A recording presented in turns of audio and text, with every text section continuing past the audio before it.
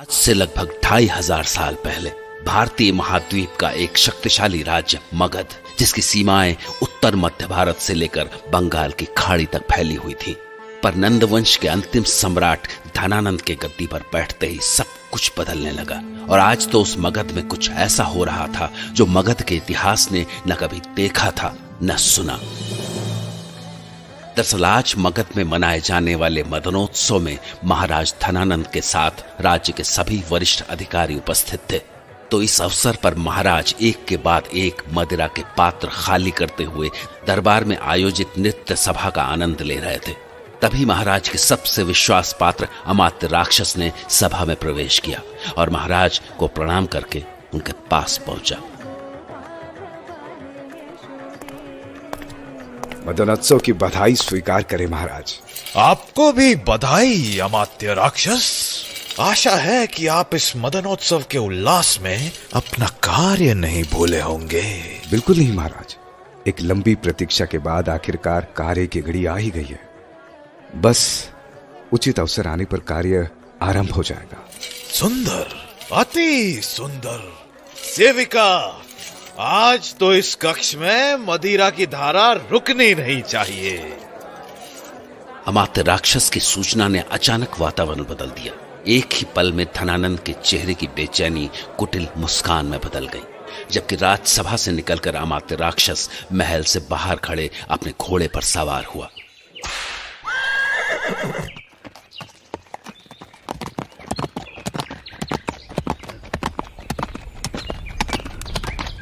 और हवा से बातें करते हुए कुछ ही क्षणों में नगर के भीड़ भरे इलाके में पहुंच गया।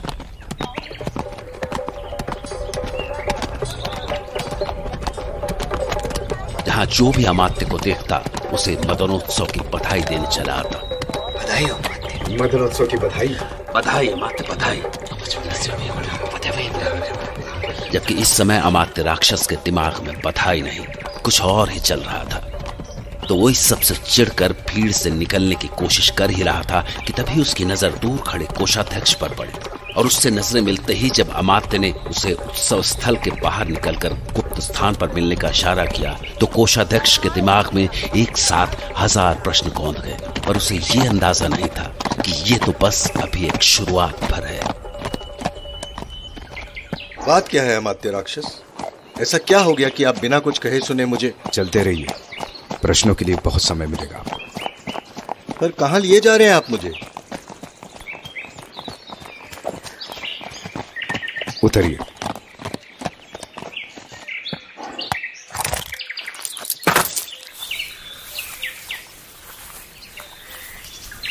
आइए।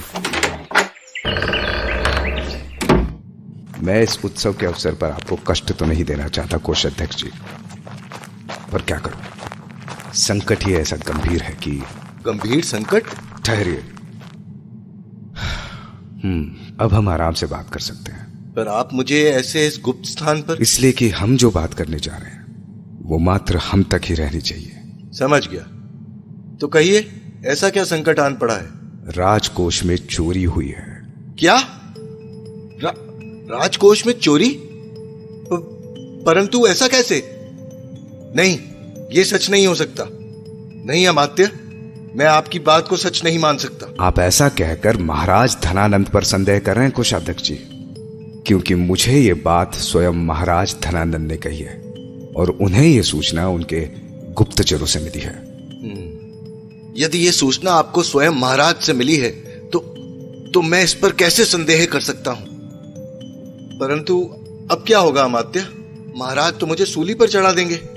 मेरा विश्वास कीजिए, ये जो कुछ भी हुआ है मेरा इसमें कोई हाथ नहीं है। मैं स्वयं इतना चौकन्ना रहता हूं कि। मुझे आप या आपकी निष्ठा पर तनिक भी संदेह नहीं है कोषाध्यक्ष जी। विश्वास कीजिए मेरा, यदि कोई कहे कि सूर्य पश्चिम से निकल आया है तो भले मैं मान भी लूं, पर कोई कहे कि आपने राजकोष से एक स्वर्ण मुद्रा भी उठाई है तो मैं नहीं मानूंगा ना, प्रश्न ही नहीं उठता। परंतु कल जैसे ही महाराज धनानंद को इस बात की सूचना मिली तो वो क्रोध से कांपने लगे। खैर, ये तो अच्छा हुआ कि तभी मैं वहां पर पहुंच गया और मैंने महाराज को समझाया कि इसमें कोषाध्यक्ष जी का कोई दोष नहीं है। उनका तो कोई दोष हो ही नहीं सकता। अरे मगध में उनके नाम की शपथ लेते हैं लोग। आपका बहुत बड़ा उपकार है मुझ पर। मैं जीवन भर आपका ऋणी रहूंगा। परंतु अब आप ही मुझे रास्ता दिखाएं अमात्य। बताएं कि ऐसे में अब मुझे क्या करना होगा। मैंने इस पर विचार किया है और बहुत गंभीरतापूर्वक विचार किया है और इस निष्कर्ष पर पहुंचा हूं कि जिस बारे में मेरे और महाराज के बीच चर्चा हुई। कैसी चर्चा अमात्य? मैं कुछ समझा नहीं। तो ध्यान से सुनिए और स्मरण रहे, यदि ये बात गुफा से बाहर गई तो प्रजा में इतना आक्रोश पैदा हो जाएगा कि वो अपने घरों से निकलकर राजमहल को घेर लेंगी। हाहाकार मच जाएगा। इसलिए सर्वप्रथम आपका प्रयास ये होना चाहिए कि ये बात केवल हमारे बीच में ही रहे। अवश्य, मैं उसे यहीं इसी स्थान पर छोड़कर जाऊंगा। परंतु अमात्य, मेरा एक प्रश्न है। कहिए। मेरा प्रश्न है कि राजकोष के उस गुप्त रास्ते के बारे में तो सिर्फ हम कुछ गिने चुने लोगों को ही पता था। फिर चोरों को इसकी भनक कैसे लगी? क्या हमारे बीच में ही कोई? ये समय ये सब सोचने का नहीं है कोषाध्यक्ष। वर्तमान स्थिति ये है कि अब कोष उस स्थान पर सुरक्षित नहीं है। सत्य कहा आपने। जहां से एक बार चोरी हो चुकी है, अब वो स्थान सुरक्षित कैसे कहा जा सकता है? इसलिए क्या हुआ, कैसे हुआ, इसकी जांच तो होगी ही, परंतु अभी हमें एक अति आवश्यक कार्य करना होगा। वो क्या? हमें उस कोष को वहां से निकालकर किसी सुरक्षित स्थान पर पहुंचाना होगा। किसी और स्थान पर? ये कैसे संभव है अमात्य? क्यों संभव नहीं है? आप तो ये कार्य आसानी से कर सकते हैं। कोष से संबंधित निर्णय तो आप ही लेते हैं ना? हाँ, परंतु मेरा कार्य राजकोष की आवाजाही नहीं, उसकी गणना, उसका लेखा जोखा रखना है अमात्य। संपूर्ण कोष को किसी दूसरे स्थान पर ले जाने का निर्णय लेने का अधिकार मेरे पास नहीं है। मैं तो मात्र कोषाध्यक्ष हूँ। संपूर्ण कोष के नीति निर्माता और कार्यवाहक तो अमात्य शक्तार हैं। मुझे उनके काशी से लौट आने तक उनकी प्रतीक्षा करनी होगी।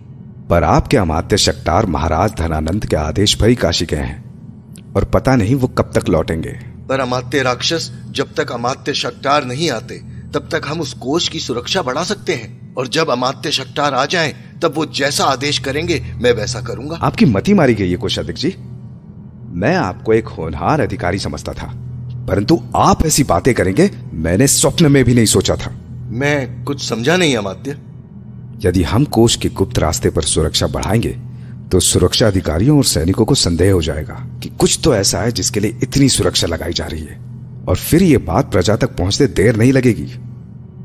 इसलिए हमें कोष से संबंधित सारे कार्य गोपनीय तरीके से संपन्न करने होंगे। यहां तक कि ये जो कुछ भी होना है उसकी सूचना सेनापति या अन्य अमात्यों को भी नहीं लगनी चाहिए।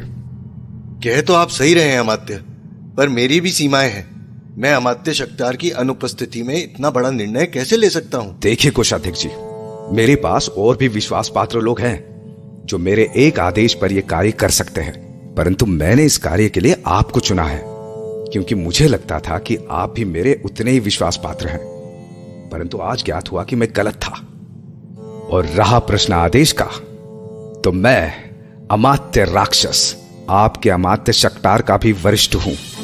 मेरे आदेश को आप क्या, अमात्य शक्तार भी नहीं ठुकरा सकते। परंतु जाने दीजिए, आपके साथ चर्चा करके मैंने अपना समय ही व्यर्थ किया। ठहरिए अमात्य, मुझसे भूल हो गई। मेरी इच्छा आपका अपमान करने की नहीं थी। मैं तो बस नीति नियमों के अंतर्गत अपने दायित्वों का निर्वहन करने का। तो जाइए, आप अपनी नीति संभालिए। पर यदि सूर्यास्त से पहले सैनिक आकर आपको राजकोष की चोरी के आरोप में ले जाकर कारागार में डाल दें, तो मत कहिएगा कि मैंने आपको चेताया नहीं था। अमात्य, मेरे पास समय नहीं है। यदि ये कार्य आप नहीं करेंगे तो मैं किसी और से करवाऊंगा। इसलिए मुझे जाना होगा। आशा है कि आपके पास महाराज के प्रश्नों के उत्तर होंगे। ठहरिए अमात्य, आप मेरा समय नष्ट कर रहे हैं कोषाध्यक्ष। आपका कार्य हो जाएगा। आप पर कोई दबाव नहीं है। ठीक से विचार कर लीजिए, और यदि आपका विचार पक्का हो जाए तो आज का योजन संपन्न होने के पश्चात मुझे इसी स्थान पर मिलेगा, इस गुफा के द्वार पर। और हाँ, मदनोत्सव की बधाइयां।